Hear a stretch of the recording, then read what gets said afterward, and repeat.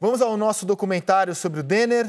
Hoje, 25 anos da morte do Denner, um jogador que poderia ter disputado Copa do Mundo, poderia ter brilhado, segundo o Paulo, o pneu do Paulo que o enfrentou, hoje poderia ser melhor do que Neymar. Vamos ao nosso documentário homenageando a memória e a bola que jogou esse cara.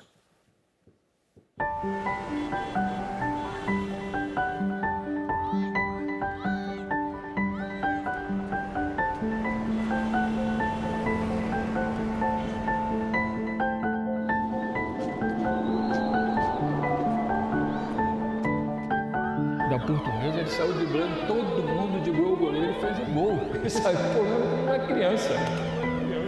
Um dos melhores atacantes que passaram pelas minhas mãos. Um escurinho pequenininho, mas dentro do campo era um gigante, porque ele tinha drible, inteligência no jogar e velocidade. Ninguém pegava ele.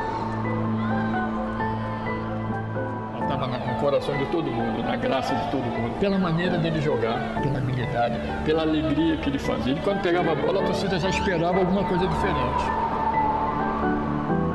Aquelas canelinhas corriam, virava cada drible, cada costurada, cada lance maravilhoso. A gente ficava assim, estagnado. E o jogo está comendo aqui, a chuva vai cair de novo.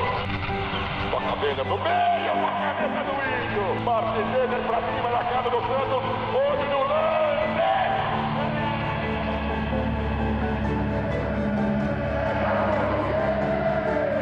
Gol! Tira comigo do replay. Parecia que ele sabia que ele ia arrebentar. Falava assim, hoje eu vou arrebentar.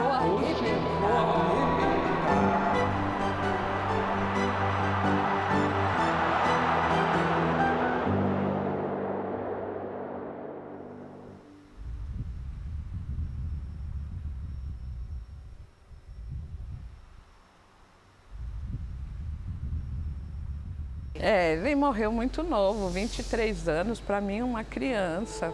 Estava no auge da carreira dele, ele ia embora para a Alemanha. E ele foi muito rápido. Família Rodrigues de Souza. Rodrigues é do seu tataravô e Souza é do seu bisavô. Ele nasceu dia 2/4 de 1971 e faleceu dia 19/4 de 1994.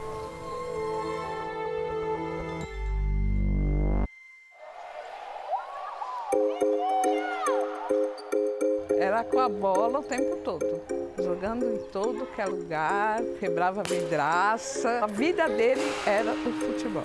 O castigo era tirar a bola.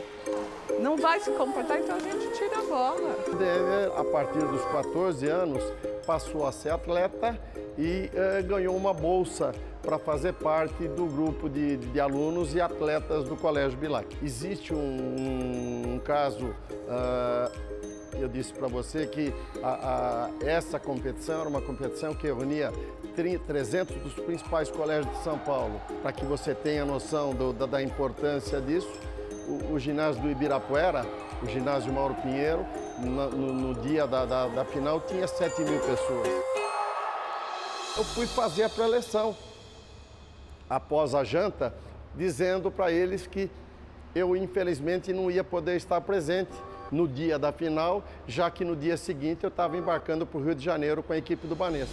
Ele começou a gritar, começou a chorar, saiu, falou, se você não vai ficar, eu também não vou, porque nós não vamos ganhar sem você. A gente conseguiu convencê-lo, ele ganhou como destaque do jogo e naquele dia ele recebeu um convite para fazer parte da equipe, não de futsal, da equipe de futebol da Portuguesa e do São Paulo. Em 1989, eu fui treinar a Portuguesa, né? Chegou um conselheiro da Portuguesa, o Mário Fofoca, e disse, poxa, professor, tem um garoto aí, garoto que eu tinha te falado, aí eu olhei, né? Ele magrinho, né? Não estava fazendo muita fé nele. Primeira bola, logo ele pegou e deu uma caneta no Vladimir, deu um lençol lá no outro. Falei, pô, o garoto é bom mesmo, né?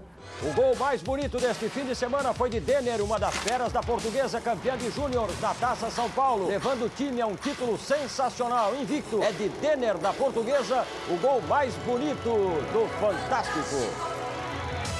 Foi o maior driblador que eu vi jogar, porque a ultrapassagem dele, 1 contra 1, era excepcional, né? Foi tudo onde começou, né? Taça São Paulo, um dos melhores campeonatos de júnior, e é um pulo muito grande pro profissional. Você vê que depois que saí da Taça São Paulo, fui titular na Portuguesa, com isso abriu várias portas para mim.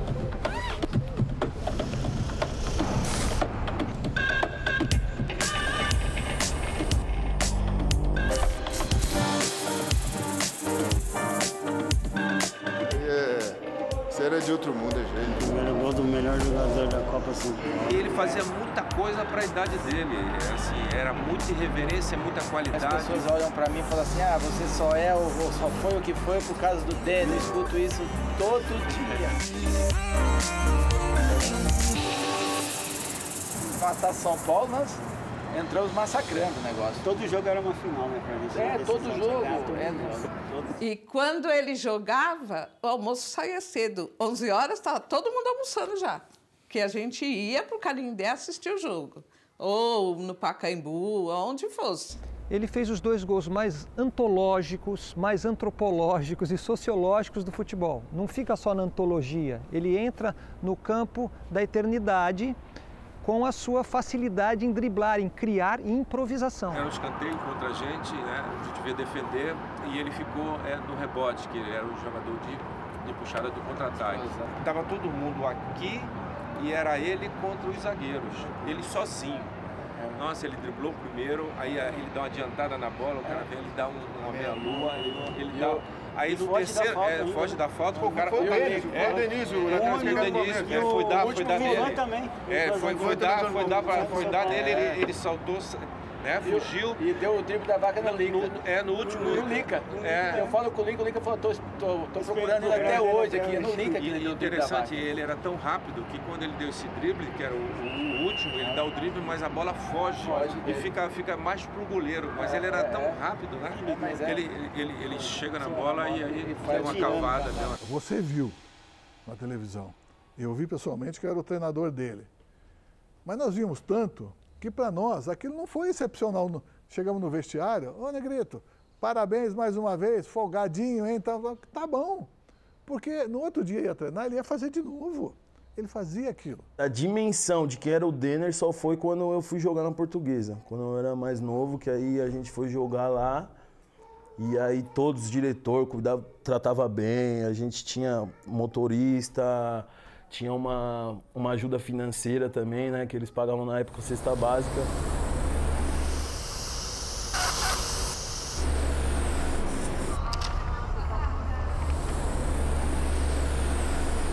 Nosso treinador, na época da convocação dele, era o Otacílio Gonçalves. E o Otacílio, ele era auxiliar do Falcão. Ele me chamou dentro do vestiário, eu e dele. Ele falou assim, vocês dois estão convocados para a seleção. Tá? Se preparem, a convocação é daqui 30 dias. Neguinho, toma cuidado com a sua noite. Sempre as recomendações, com ele sempre muito cuidado. O Otacílio Gonçalves, que trabalhava comigo na área técnica e tática, e a gente, chamada a atenção, a gente começou a olhar com mais carinho. E aí eu vi que ali tinha um potencial enorme.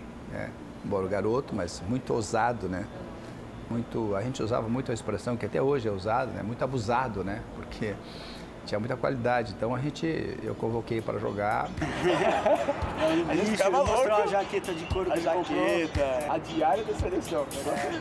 A diária da seleção. Cheio de novidades.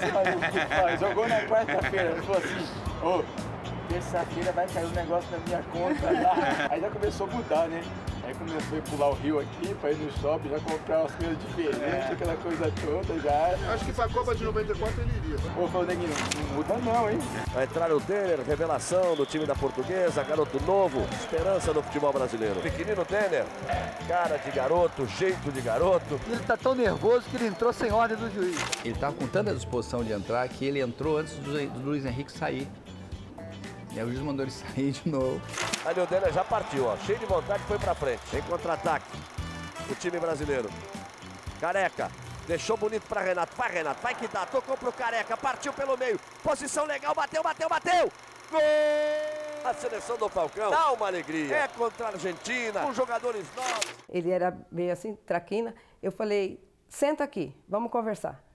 Eu sentei. O que você quer da sua vida? Ele ficou olhando assim pra mim. Eu falei, você tem 2 caminhos a seguir. Qual caminho você quer trilhar? Ele abaixou a cabeça. Eu falei, então, a partir de hoje, você quer ser jogador? Então se dedique. Aí ele olhou, que ele não respondia. Ele falou, tá certo, tia.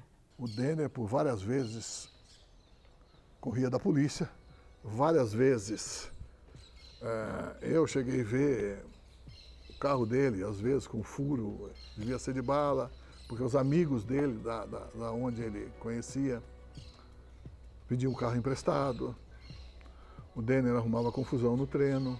E nós tínhamos um atleta que chegava muito junto, era um rapaz muito forte, um cara de mais ou menos 1,90 m e tal. E no treino começou a bater no Denner. O Denner estava com uma tesoura na meia. Ah, professor, esse branco aí, eu ia dar uma furada nele. Chegou meio-dia, né, Tico, pra almoçar. Cadê o Neguinho? Nada, na sexta-feira. O senhor foi no sábado, não sabe nada do Neguinho. Olha, esperar. 3 horas da tarde. Aí seu Pepe Dinei, cadê o Denner? Falei, pô, professor, seu treinador. Ele é seu treinador de outro, eu que sou jogador que sabia? Eu não sei, vou saber. Ô, Tico, cadê o Neguinho? A cama vazia. Aí eu fui lá falar pro seu Pepe, professor, até agora nada. Aí no sábado de manhã eu cheguei o Neguinho lá pra almoçar. Aí cheguei. Aí nós falamos, como assim, né, Tico? Será que ganhou? Ele chega, hein? Ter passado a noite inteira lá em Santos, tava com o Edinho, né, filho do Pelé. 2-0 pro Santos no primeiro tempo, eu falei, é hoje. Vou tomar uns 8 do Santos. E o Neguinho no manhaca desgraçado. E a Inhaca contagiou, eu também não dormi, né? Ele achava que se ele tivesse que jogar amanhã e ele dormisse 3 horas, estava bom.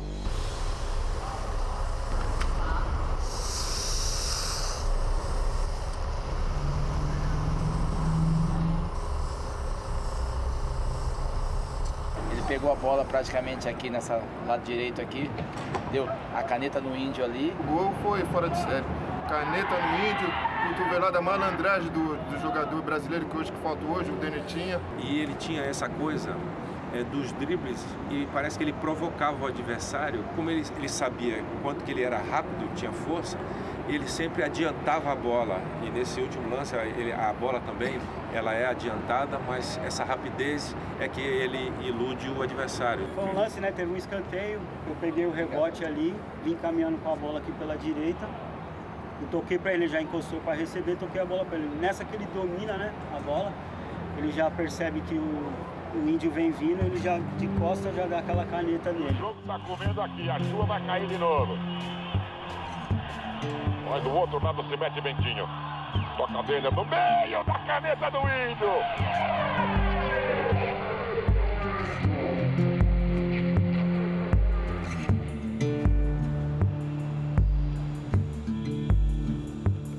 Então, eu tinha sido escalado para transmitir um jogo aqui no Canindé.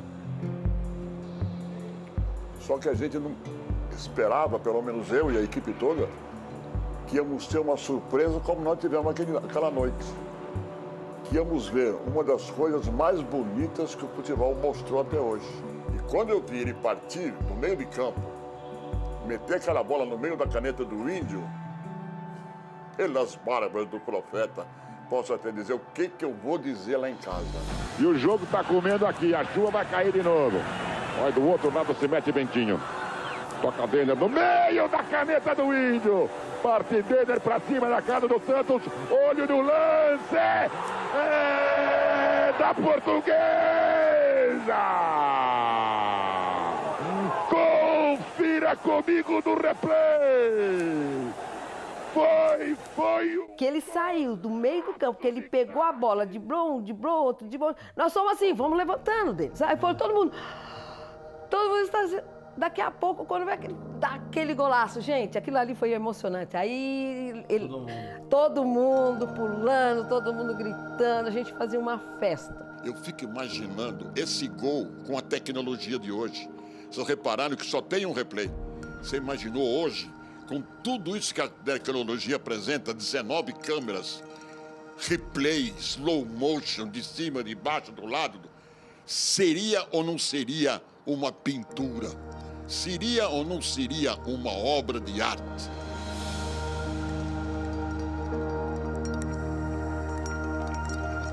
E o jogo está comendo aqui, a chuva vai cair de novo. Toca a dele no meio, na cabeça do Índio.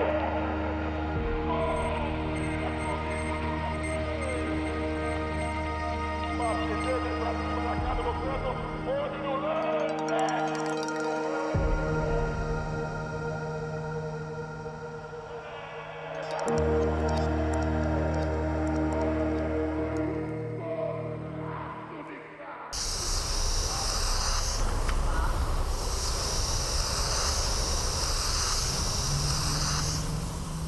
Quando surgiram os boatos, né, da possível ida dele para o Grêmio, é lógico, a gente ficou bastante feliz porque era um jogador totalmente diferenciado, né? No começo até se criou um pouco de uma expectativa se realmente ele iria conseguir jogar num futebol onde era muito pegado. Enquanto nós atolava o tornozelo no barro, ele parecia que, flutuava em cima do barro. Denner parecia um menino, brincando no barro.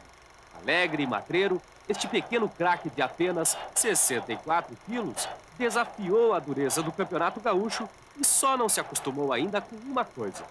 O frio eu acho que é o que assusta mais. Eu acho que o Campeonato Gaúcho é duro, mas o frio acho que é bem mais duro. Então a gente chegou na semifinal com o Flamengo e ele foi um jogador que fez uma diferença muito grande, né? E quanto mais batiam, tentavam bater nele, mais ele partia para cima do adversário. Isso é que chamava a atenção, sabe? Ele gostava de que o cara viesse e desse nele. E Denner põe mais lenha. Se livra do carrinho de Gotardo, travesso, não respeita Júnior, entra na área, ganha o lado de Luiz Antônio e na saída do Gilmar cruza meio displicente. Lamenta sorrindo. Dava uma caneta, dava uma meia-lua, driblava, puxava de novo. Totalmente diferenciado. Apelidado de Ed Murphy pelos colegas Pingo e Carlos Miguel, não deixou por menos. É o Baby, esse bobão, né? Carlos Miguel? É, e o Tartaruga Ninja.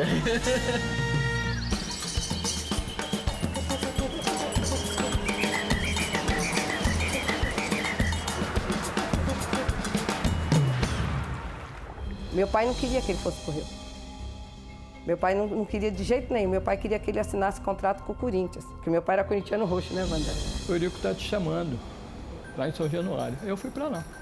Aí chegou lá e falou assim pra mim, Jair, vamos ser campeão junto? Falei, vamos, pô, lógico. Aí eu falei com ele, eu e ele conversando, falei, pô, tem um jogador que eu vou jogar na categoria de base da Portuguesa e gostaria que a gente conversasse. Eu falei, o Denner, ele falou, o quê? É isso que eu ia falar com você. O mais importante reforço do Vasco se apresentou ontem em São Januário. Denner foi emprestado pela Portuguesa por 6 meses. Ele começa a treinar segunda-feira em Teresópolis. A vinda para o Rio para ele foi muito boa, né? Ele tinha uma esperança muito grande de disputar a Copa de 94. A torcida abraçou, o Denner recebeu de braço aberto, sabia que vinha para trazer o título para o Vasco de 94. Quando ele chegou, eu fui bater um papo com ele, falou, não, vai arrebentar, pô, deixa comigo. A pré-temporada foi na Granja Comari. No primeiro treino mesmo, né? Foi um treino físico. Sei que ele saiu numa velocidade tão grande, que a gente lá de cima começou a gritar, vai, recorde mundial. Ele deu uma volta no campo, caiu atrás do gol e ficou lá estatelado. Aí quando foi chegando atrás do gol, ele foi diminuindo, as perninhas batendo uma na outra. Acho que ele queria mostrar esse lado dele profissional, que estava bem, né? Que a gente brincou com ele o dia todo, falando, pô, tu não é ninguém, tu tá falando muito. Eu fiquei impressionado. Foi a primeira vez que eu joguei com um jogador, treinei um jogador tão habilidoso. Olha que eu joguei com eu treinei vários times, né? A estreia dele lá na Argentina, o Maradona ficou louco com ele, né? Porque ele deu 3 dribles no cara que o cara foi parar lá na grade. Quem tá lá de trás, você ria, pô. Eu tava lá no meio campo tentando marcar o Maradona.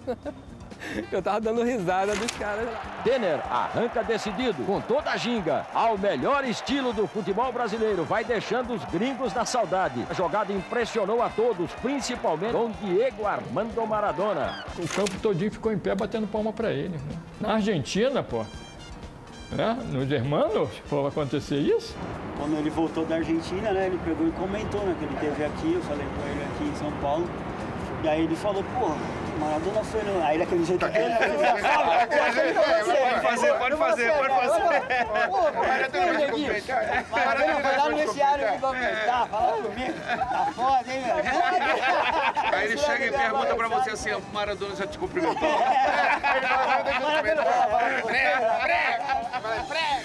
Esse primeiro turno que a gente decide com o Fluminense, que ele diba 3, 4 jogadores 2 vezes, aquilo é o futebol brasileiro. Depois ele chegava no vestiário, batia um papo, tu viu a entortada que eu dei? Mas ele, quando veio contratado, ele falou comigo. Já aí, ó, nós vamos trazer um jogador que é meio complicado, né? Na parte de disciplina. Eu falei, ó, deixa comigo. Assim, às vezes alguns comentários que vinham, um pouco da indisciplina, né? Essa molecagem, né? De ser jovem e tudo mais. Tem a coisa da noite, né?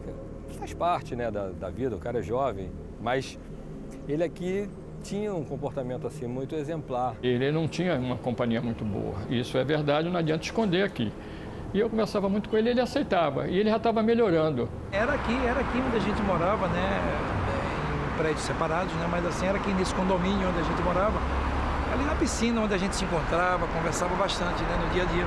Eu era assim como um pai para ele, assim, na realidade, né? Conversava muito com ele. Mas principalmente eu acordava eles, não quase sempre, mas eu ligava, ó, tô saindo, vem comigo, vamos pro treino. O futebol brasileiro perde a arte de Denner. O atacante do Vasco da Gama morreu hoje cedo no Rio, quando chegava de São Paulo. O acidente aconteceu à margem da Lagoa Rodrigo de Freitas, para ele a mais bela vista da cidade. O pai e a mãe pediu para ele não ir, pediu para ele ir de avião, para ele não ir para o Rio de carro.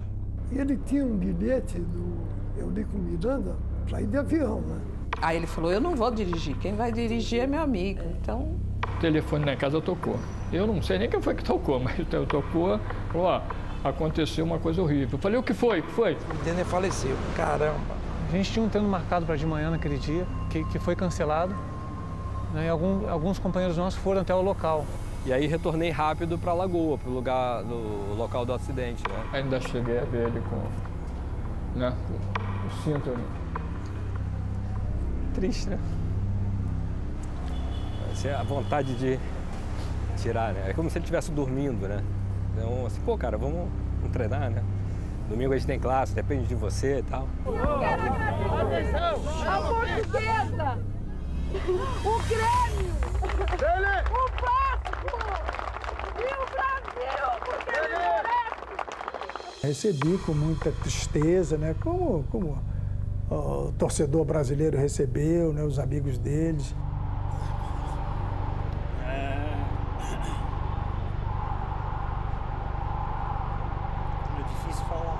Dava para ver claramente uma área muito negra, muito escura, né, roxa, na região do pescoço.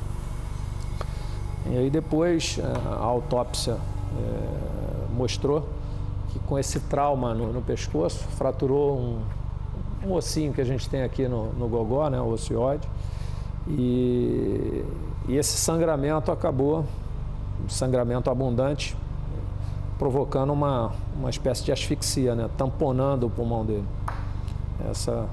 Essa foi a causa-morte.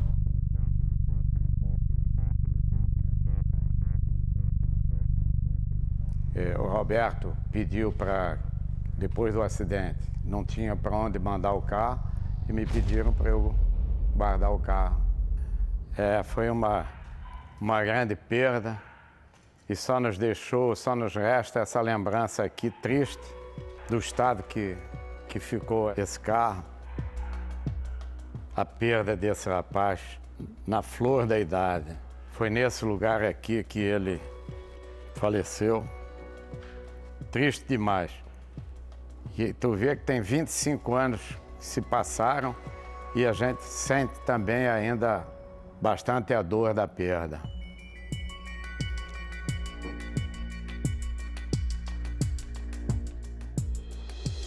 Um cara que realmente ele seguiria aí para a Europa, né? Podia ser, de repente, um jogador que fosse para o Barcelona, fosse para um time da Europa, Real Madrid. O futuro dele com aquela bola, com aquela técnica, com aquele condicionamento dele, era a seleção brasileira na certa. Como se fosse o Neymar hoje, né? Quem mais se aproximou dele, assim, né? Acho que é o Neymar. Pô, ele é melhor do que o Neymar? Sei, mas que ele tinha uma técnica semelhante ou mais, tinha. Não tinha dúvida do que ele ia ser um dos maiores. Os maiores. O maior de todo todos. mundo torcia, né? O que simboliza muito ele é a alegria mesmo. Gênio, tenta palavra. Primeiro gênio. Gênio, alegre, reverente. Acho que ele é um pouco de cada coisa, que o brasileiro é, entendeu? Então ele trazia essa alegria pra gente. Ele foi o deus do drible, como eu relato no meu livro. O mais perfeito driblador em velocidade, como se fosse surfando com a bola, de uma forma maliciosa, malemolente, carinhosa e com uma velocidade espetacular. A essência mais graciosa da história do futebol brasileiro.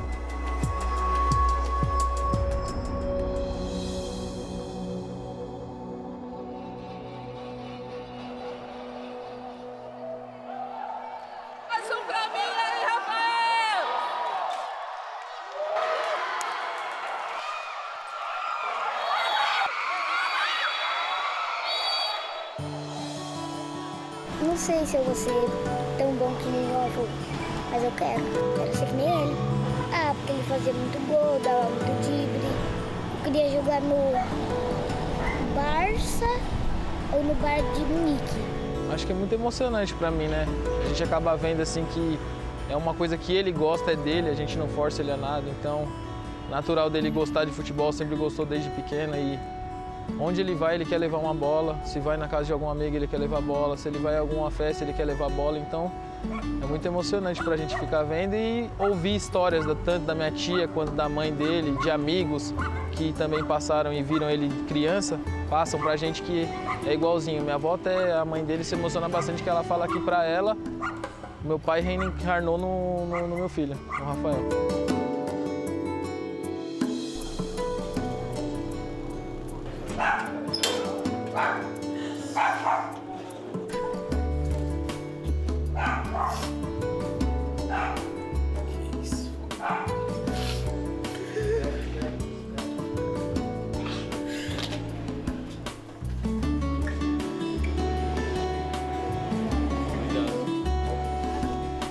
Quando eu vi o quadro e quando eu comecei a ver a fisionomia dele com os braços abertos, para mim ele estava voltando. Na verdade, eu sinto muita vontade de ter um pai. Eu começo a ouvir vídeos e recordo das coisas que as pessoas falam e aí dá muita saudade. Não é saudade não, na verdade, né? Falta de um pai. Eu queria meu pai aqui, sendo jogador ou não, eu queria meu pai aqui, mas foi Deus que levou, eu aceito, mas o meu pai foi grande e a gente tem essa dimensão, né? É uma honra muito grande de poder ser filho do Denner. Ele foi e ele é amado. Isso que pra gente, que sustenta a gente. Ele foi e ele é amado.